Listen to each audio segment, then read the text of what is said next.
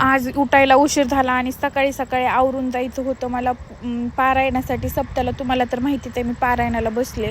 तर रोज सकाळी 7ला पारायण सुरू होते आणि हे माणूस आणि शिवांश या दोघांच्या आंघोळी, माझी आंघोळ, माझं मी आवरून बसते, पण हे आणि तो शिवांश यांचा घाणाच आवरत नाही. तर सकाळी सकाळी मी यांना बळद भांडून भिंडून बसविलं होतं, बळद गाडीवर चला म्हणलं होतं.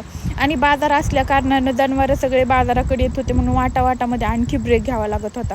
कारण बाजार दिवशी ना सगळे आमचं जनावराचा ते मोठा बाजार असतो, तर सगळे जनावर बाजाराकडं, तिथूनच रस्ता आहे तिकडं ह्याच्याकडं जायला, सप्त्याकडं.